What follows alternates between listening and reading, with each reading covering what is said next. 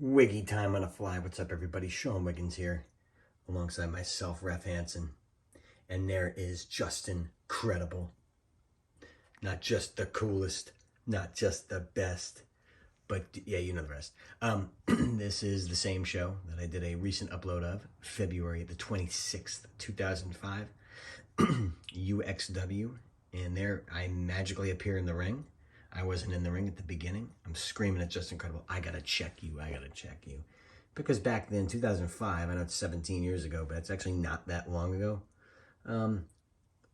Some guys actually still would let you check their trunks. For those of you that don't know Justin Credible, having a little fun with me there. A lot of people say, oh, Justin Credible's a drug addict. They can't believe he's still alive, blah, blah, blah, blah, blah. Let me tell you something about Justin Credible on a personal level. One of the nicest human beings I met in this industry.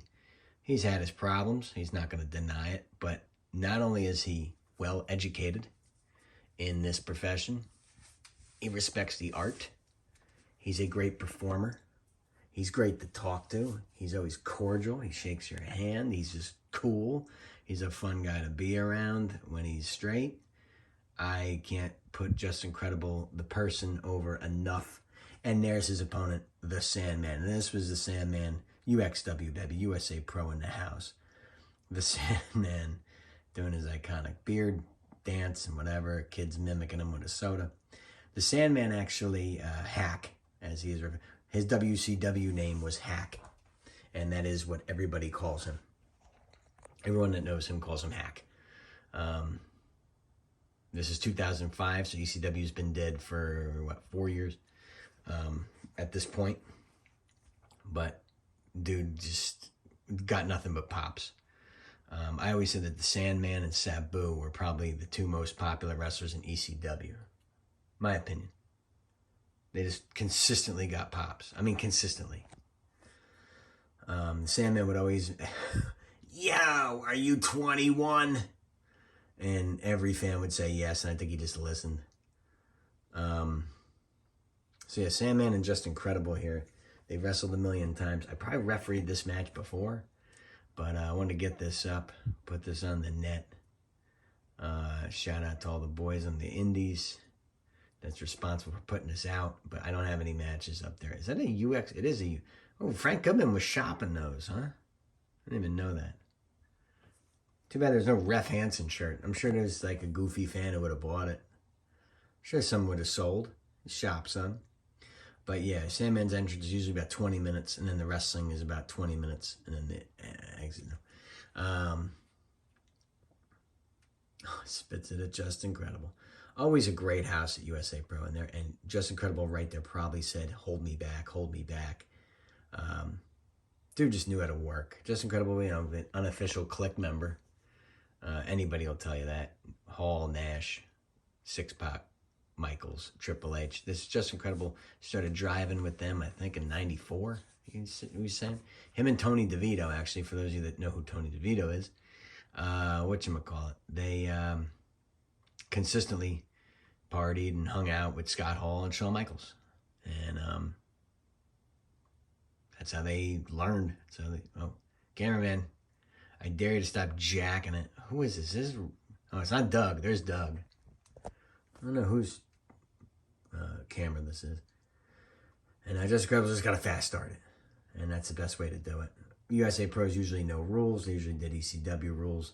And Justin Credible doesn't get enough credit that, he was the Portuguese man of war, Aldo Montoya. And if you were a little kid in the new generation era, you thought it was, oh, he's cool. He's got the red and green lights and the pyro. But he was just a jobber. You knew that wasn't going anywhere. And then he gets another shot in ECW and he makes the best of it because he's that talented. And he would always be managed by Jason Knight, but not that Jason Knight didn't add anything, but he didn't need him at the same time. He was just that talented. Some guys are just that talented, and he's one of them. It would be great if he could be straight and run a school. Like, he could really teach kids new guys how to work. And for those guys out there, I don't know if Justin Credible's still on the indies or not, because I'm not. I don't know if he's still around. I don't know if he's home. I heard his wife was sick. The best of his wife. She was a sweetheart, too. To me, anyway. I remember I always go by how people treated me. I can't go by how people treated other people. But both of these guys, on a professional level, to me, were great. I'm sure you're going to hear a lot of differing opinions, especially with the Sandman always being hammered. He would drink vodka before the show. Not on the Indies. I never saw it, but apparently in ECW, he'd drink his vodka and then beer on the way to the ring. Sabu was quoted as saying that. So now they're just going around the ring, and this is kind of, shitting on the ref at this, really, but with these two, it's known that it's going to be a hardcore match. And Sandman, I would always be a ref anyway. I learned that from Raven. Be a ref. You're supposed to be a ref. Enforce it, and it gives the Sandman a break. It gave Justin Credible a second right there to sell. So that's very interesting. But yeah, Justin Credible. I heard he put a lot of weight on. But you know what? I'm 40, in my 40s now, and I'm putting weight on too. It's just, life catches up to you. Father Time, undefeated. Undefeated. And if you don't stay on the gas and work out all the time, I always say gas like Pat Kenny. He's on the gas. I know where he got that. Yeah, he's got kind of a Philly tone to his voice. He's an Eagles and Yankees fan. Simon Diamond is an Eagles and Yankees fan. Can't get bigger douche nozzle than that. Sandman and PJ, just incredible, PJ Polacco going at it. And yeah, and Just Incredible was always part of those TNA, ECW reunion shows. Every ECW reunion. God, we're at while I'm on the subject, we're the TNA ECW reunion shows the shits or what? God, they were awful.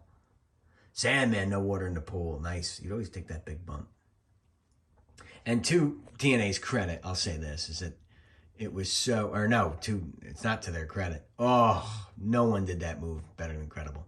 Missing the drop kick in the corner and catching your balls on the post. Nobody did it better. Anyway, TNA decided to do the ECW reunion tribute shows like 6, 7, no, it's longer now, like 10 years after the company died. Like, for the most part, he always hit that Erica Ron and it looked good. For the most part, ECW was long dead and everyone had seen them. They were so used up when it was after the WWE CW disaster on Sci-Fi. It was after everyone seen them on the indies for 10 years. It was just it was the shits. It was, God, TNA. I could talk 3 hours on how bad TNA was. Just Incredible catching with the super kick. Nicely done. TNA had such an opportunity. 2 count only. Just Incredible and the Sandman go for pins and take pins excellently. So if you ever want to watch it, go for it. Steal from them. You should. Because despite what these two did in their personal lives recreationally, look at that. That's just, it doesn't look as good as a Shawn Michaels. It's because Just Incredible's bald, so the hair doesn't, the hair helps. But these two just know how to work. They're good at what they do. It's an art form, and it's done different. There's that front pile driver. He's going to let him kick out? I don't think he wins. No, he lets him kick right out. Wow. That's incredible. Wasn't that incredible to the Sandman because he kicks out at 2. But look, there's no wasted... There's not a lot of dead air in this match. It's just they go in and they do their shit that everyone knows him for. There's the 1, 2 that he gets him. Sandman gets him with the Russian leg sweep with the... Yeah, he used that as his finisher in WCW. And Raven is coming out with Balls Mahoney. And you know what? I guess we're just going to keep this as one big... you know what? Let's just keep the damn thing. I was going to make this a separate upload. But apparently Raven was tired of waiting for Frank Goodman to put him out. So the Sandman gets his win, and Balls Mahoney is now selling like... Man, there's Raven. What's Raven? Raven is trying... I didn't know that... See, they didn't tell me right there to cut him off. I would have. Sandman now beats Just Incredible, but wants to know why Raven is in the ring. And Raven has taken about an hour and a half to, there. Very good. Oh, Raven, you are something else. Wow, look at Raven. He frickin' burns the Sandman's face. Raven was supposed to wrestle Balls Mahoney on this card later in the show, I believe, if I'm not mistaken. And Raven now, who is the silently funniest wrestler, not a lot of people give him the credit for it. Raven just lights the Sandman's face on fire.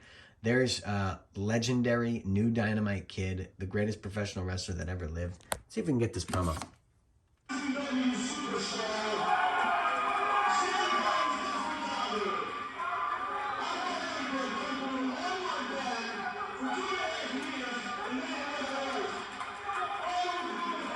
No, I'm cutting him off.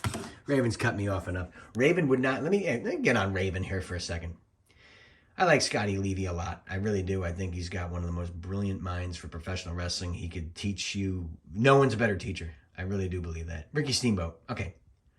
Raven and Ricky Steamboat. How about they tie for first? But there is an art to... Frank Goodman's going to talk here. But I'm just going to finish my story, and then I'm going to cancel this. I'm going to take this puppy home.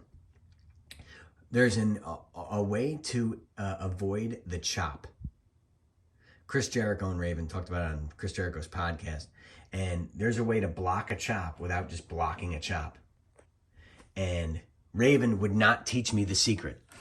And I went, come on, man, just tell me. And he goes, you'll crack. You know, because he's a jerk. So, but he's a good jerk. He's a good dick. So there's my man, Frank Goodman. I put Raven over and I shit on him. I'll put him over again. Yeah, silently the funniest guy I don't know I've ever been around consistently. He's got an excellent vocabulary. He's freaking brilliant. He's just, you know, if you're around him enough and you know him, and there's guys out there probably watching this, if you know Raven enough, you know, there's plenty of good and plenty of bad. But I don't know, I like him. And his podcast is hilarious. I do listen to it. I don't really listen to many, but Raven's podcast is hilarious. He doesn't really talk about wrestling all that much, thank God, because there's nothing to talk about today. But that's enough of me putting Raven over. Oh, quick story. Frank Goodman, USA Pro, would always run the longest shows in the Indies ever. His shows would be like 7 hours. So Raven, and the show would end Saturday morning at like 1 or 2 in the morning. So Raven would always give Frank Goodman crap and say, you have to pay me twice because I'm here 2 days. I'm here Friday and Saturday. I should get double booked. And he had a point. And you know what? I should be getting double booked. I should have been getting double pay. Frank Goodman, if you're watching this, you owe me a lot of money from every show I ever did because I reffed every match and I'm the man. I put myself over enough. We're in the 13-minute mark. Sorry for showing you this promo that went nowhere, but I want to get my story out. So for Sean Biggins, I'm Ref Hanson. Arrivederci and ciao. If there's anything I could do for you, forget it because I don't do those kind of things. I'm just kidding. I will. Hit me up. At PleaseAct19 is my Twitter handle. Like, comment, subscribe, and yeah, follow everything and support wrestling, even though, you know, support everything. And I hope you enjoy these videos and my rambling and my ranting. All right, I'm going to shut up now because I'm annoying myself. Signing off.